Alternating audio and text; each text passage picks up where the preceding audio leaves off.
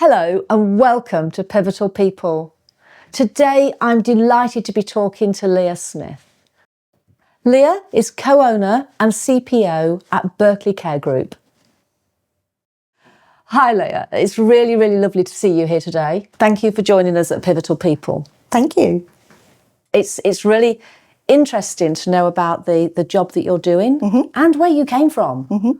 And I know you've got a really interesting story. So tell us a little bit about what you're doing right now, at the moment.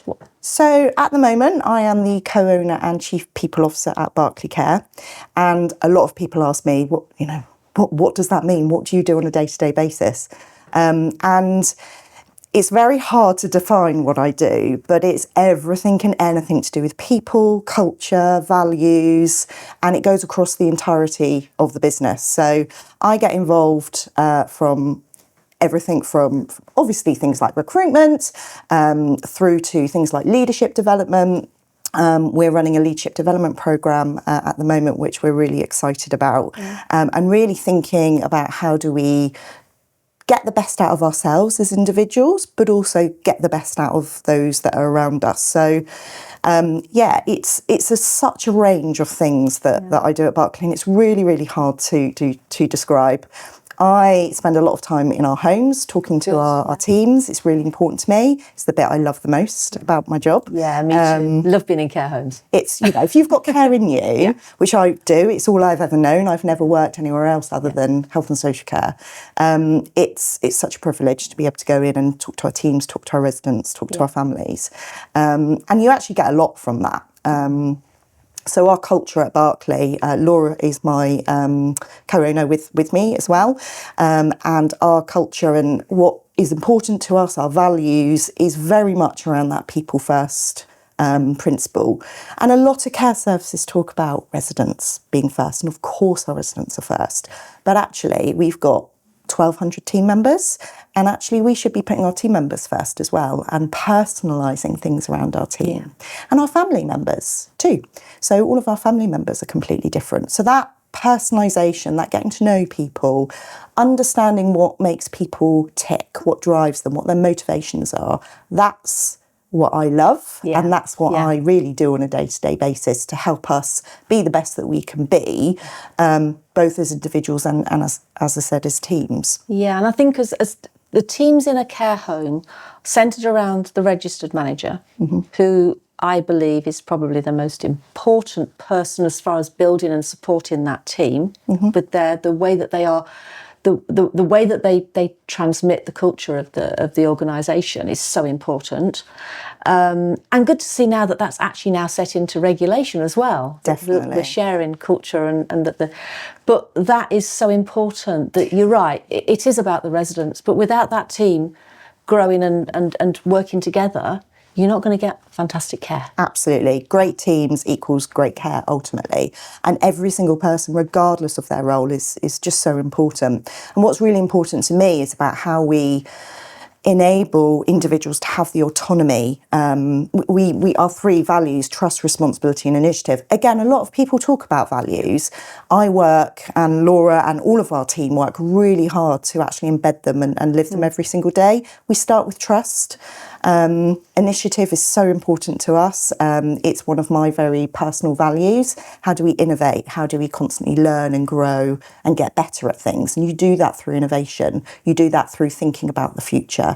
You do that through getting things wrong and making mistakes. My God, I've made so many mistakes over the years, but I've learned from them. Yeah. We never learn when we get things right, do we? 100%. Learning is always when you get it wrong. Yeah. Absolutely. So you have reached a pinnacle. You are right up there in the care world. So take me back to the beginnings of Leah. Where did you come from and what was your childhood like? So I had a wonderful childhood, really, beautiful family, very close family, very small. There was only my mum, my dad, my brother and I have one grandparent who is still alive, but very loving, very caring family. What's interesting about my family is they're very spiritual. So that grounds me quite a lot. That kind of spirituality, mindfulness is something I practice on a daily basis and kind of is woven into what I do. It's woven into how I think. It's woven into how I take care of myself, because I think that's really important. You can't take care of others. You don't take care of yourself. So that kind of spirituality was with me from a very early age. I remember driving back, I used to do gymnastics. I must have been about 7 or 8. And I remember driving back in the car and my dad was talking to me about how to meditate and giving me some breathing exercises. And I've just got a very clear memory of sat in that car, talking to my dad, practicing these breathing techniques. And those techniques have stayed with me even today. You know, it's those small things that occur in your childhood that really follow through. I get my work ethic from my mum and dad. So I was working from the age of 13. I've done everything from administration in a financial services office when I was about 13, just a little bit of pocket money typing, through to telesales. I worked in a pub for a little while as well, not behind the bar, I might add, because I was too young at that time. So yeah, that work ethic really, really strong in me, and that's my mum and dad coming through as well. That tenacity to really strive and do what you want to do. And I was very fortunate that my parents have always encouraged me to do what I want to do, go where I want to go, and kind of experience life, I think. Fantastic. So that's made me part of who I am today. Care was really interesting for me, so I absolutely fell into care. I was going off to university when I was 18 to do politics and international relations. I now know that's because it more interests me around the people side and how people influence and communicate and you know, that kind of psychological side as opposed to the political side. And I went to a local care home that my nan at the time was working in, just for a summer job, just to have a little bit of cash before I went off to university. And I went up, it was a home for people with learning disabilities, small, 12 people with moderate to severe learning disabilities. And I went as a support worker. And I never left, I think it was 4 or 5 years. Absolutely fell in love with it. And it was the people side of it entirely. So the people that we supported, the connections, the impact that those relationships, those personal relationships that you had with them, but also the team members. Love working in a team. I'm not a kind of sole work by yourself kind of girl. No, you can't do that in care, can you? You can't do that on the floor. No, you can't. Absolutely not. No, you need that team, and it's the camaraderie and the feeling, the sense of purpose, I think, that you get from working in a team as well. So, yeah, I very much fell into care, but I've never fallen out of it. I've never fallen out of love with it. It is part of who I am now, and that I guess value of giving to others, of serving others, is something that I hold very dear to me. I think that the challenges of developing a team in care in the last few years, since COVID, really, have become really, really difficult. We have less people out there like us that have fallen into care and that love it and that want to progress and that want to grow within care. How do we find those people? How do we get those people in? So it's a really interesting question. I'm not sure it's become more difficult. I think it's shifted. I think that society expectations, the social media, what's available in the public arena, you know, these are all things that influence the perception of care. And I think in many ways it's improved from what it used to be. In other ways it hasn't, and there's still an awful lot of work to do. I think a lot of people, when they do experience care, really experience the amazing value, both internally and externally, of doing that profession. But it's how do we get people to even think about it or experience it in the first place, which I think is where we need to shift our focus slightly. So, you know, particularly working with younger people. So it's seen as a career choice, not just something that, like me, it was never something I would have considered for no reason other than it just wasn't in my vision at all. So yeah, working with younger people at an early age, the work that so many places do, including us at Berkley, around the intergenerational piece, older people, younger people, toddlers, children. You know, I have a 7-month-old, and I feel so privileged that she is growing up within a care home environment, seeing her interact, even at 7 months old, with our residents and our staff. She goes there a fair amount to go and say hello, but also seeing how residents and team members react as well. It's such a privilege, and I think that's what I'd like to see more of, and that's really what we're focusing on at the moment. That younger person. How do we really impact the perception of care? And then the other piece for us is I'm very passionate about neurodiversity. So I have neurodiversity in my family. Yeah. I myself identify as having some neurodiverse traits as well. And I think that is an absolute area of potentially untapped strength and skills that as a sector we need to be doing a lot more on. And often there's just too many barriers for people who may have different neurodivergent conditions to get into work. You know, you take somebody maybe who has dyslexia and they are faced with the only way to apply is via an application form on a website. And that's very difficult. And that might stop that person applying for a job that otherwise they'd be amazing at. So those kind of areas, I think, are the type of things that we need to focus on when it comes to recruitment. Video applications? So we do video applications. We do video applications. We do the traditional application methods. And we also do things like walking interviews. We give our interview questions out in advance so that people can prepare. And then you have a much richer conversation that's more about the person and more about what's important to them and what they could bring to us as an organisation.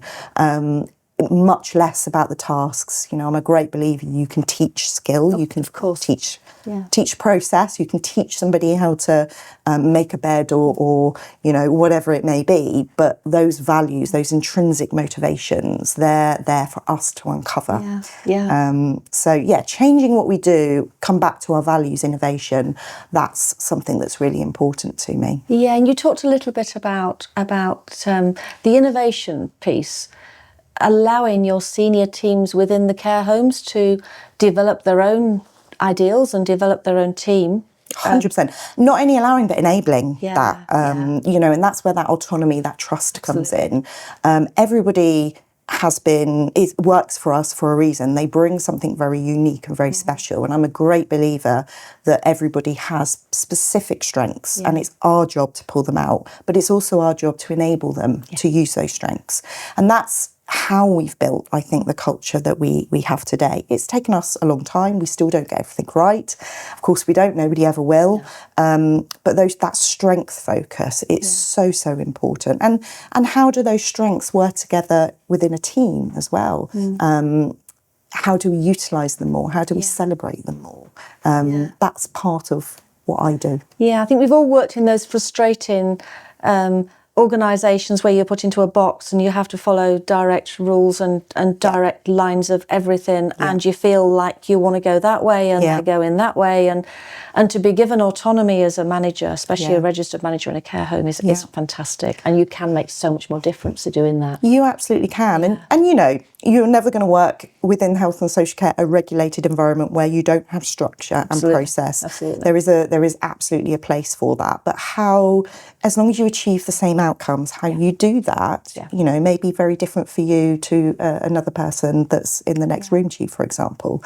And actually, when we've got autonomy, when we are given that freedom to use our skills, use our passions, develop what we want to develop in, actually we enjoy things much more. And we go back to a happy team often means much better, higher quality care. So, you know, having that kind of people focus woven throughout what we do is so important. But it's a bit of a no-brainer for me at the same time as well. It's just the norm. It's just what we do. Fantastic. So going forward with Berkley, with your organisation, what do you see the future? Very exciting, very, very exciting. So, we are, as I said, very much focused upon how we are developing our leadership capabilities at the moment. We have a very exciting partnership with an external organisation within that. And to my point earlier around utilising strengths, really looking and exploring how we utilise those strengths for us as individuals. And, myself, I'm on that leadership programme as well. I don't think that this is something that as an owner, as a leader, that I should not be on. I think completely the opposite. I should be doing it alongside. Yeah, fantastic for your team to see that. 100%. So that's really exciting. And I'm, it's a long journey. We're sort of halfway through that at the moment, but I'm very much looking forward to seeing where that leadership journey progresses and also the next stages, because at the moment that leadership programme is for our senior leadership team and our general managers. Yeah. But already I'm into what's next and looking at developing a programme for our deputies, for our heads of departments, and then a further programme for our leaders of the future. So that leadership piece is really, really exciting for us. We are growing. We have aspirations to grow at Berkley.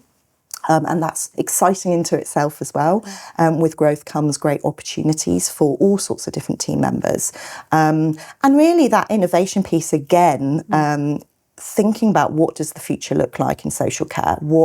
Where is Berkley's place within that? What can we bring? How can we influence? How can we support? How can we work together and collaborate to make the sector a better place? That's something that I am constantly thinking about. The subject of AI, for example, it's everywhere, isn't it? It's not coming, it's here. Yeah. And that's something I personally am working on a lot at the moment. We already utilise an aspect of AI, and I think it's very exciting where AI could complement, not replace, but certainly complement what we do to basically free up our team members' time so they can spend more time doing what they love and what we want them to do, which is spending time with our residents. So the future of Berkley is looking very rosy indeed. It's an exciting time to be on the journey. Just continuing that journey around our culture and our values, which is so important to me. Fantastic. So the digital transformation. I was a care home manager 30 years ago, so I've had bits of paper that were care plans, one sheet. Yes, I remember. And then I got to the big packs of files that nobody ever read because there was too much. And now we're working with some fantastic digital care planning systems, HR systems, the audits and all sorts of digital systems that we're working with, and medication. Are you fully digital across all of your organisation now? Yes, we are. And the next step is that AI piece, looking at how can we take our digital systems and what we do and simplify them for our team members. I'm a great believer in two things. One being hell yes. If it's not hell yes, we don't do it. And the second thing is make it simple. And I've got that wrong sometimes, I have to admit. It's certainly my mantra this year is keep it simple. And I think this is where AI and that digitalisation comes into its own, really. So thinking about how do our systems connect, how do we pull the information out in an easier way, in a more manageable way that gives us what we need, but in a much more time-effective way as well. I think that's where the focus, certainly for us at the moment, is on. Yeah, I mean, to get to the point where we can do an amazing assessment on a new resident coming into the care home that can be turned into an amazing care plan with, yes, it's about what gets fed in, but if you can turn out something that's really easy to use for the staff that are caring for those residents. Yeah, most definitely. I'm totally with you on that one. Yeah, most definitely. Yeah, okay. So, so for you personally, what's your future looking like? What are you looking at? You've obviously got a young baby. I have a young baby, so it's juggling at the moment, that life, motherhood and work career. Although I have to say, I think I'm a great believer that I don't believe in work-life balance. I don't think such a thing exists. It implies 50-50, and I think it's different for every single person. Absolutely. So for me, it's about finding that positive work engagement, bearing in mind that I love what I do. I don't see what I do as work. I don't see it as a job. It is, I do it for free, probably. It is something that it's just part of who I am. So there isn't as much of a separation between work and home life, perhaps, as it might be for some others. For me personally, my values are very much around learning, around growth. I want to continue to grow as a person, grow as a mum as well, you know, explore the wonders and everything that's coming my way within motherhood, but also share that and celebrate that with our teams. We've got some other new mums within Berkley at the moment. And we're just setting up a new mums club so that we're going to come together every couple of weeks and just have a natter around what's going on for us. And that's something I'm really passionate about. You know, you can be a working mum, you can have whatever level of engagement you want within your life, and whatever works for you, but you can still be successful. And there's absolutely no reason why you can't. And I think the lessons that motherhood has brought me, you know, family has always been important to me, but it's just absolutely shone a spotlight on how important family is. And that resonates with me within Berkley as well, because, you know, we talk about family first with our teams, you know, and it's really important to me that we live those values as well. So growth, learning, opportunities. I'm always one for change. With change comes opportunity. So looking what those opportunities are, and thinking about the future. You know, that's part of what I enjoy. I enjoy thinking about how things might change, what different scenarios there might be. So that's me really. It's hard to define where I'm going. It will be interesting to see where I am in 10, 15 years. You know, I'm turning 40 this year, so I appreciate I am still young. Don't feel it with a 7-month-old, but I am still young. But, you know, I think with that brings energy, brings focus, brings a zest for life, a zest for care, and a zest for connection, I think, which is just so important. It is, absolutely. Thank you. Thank you very much, Leah. That was really interesting. Thank you. Thanks, Tina.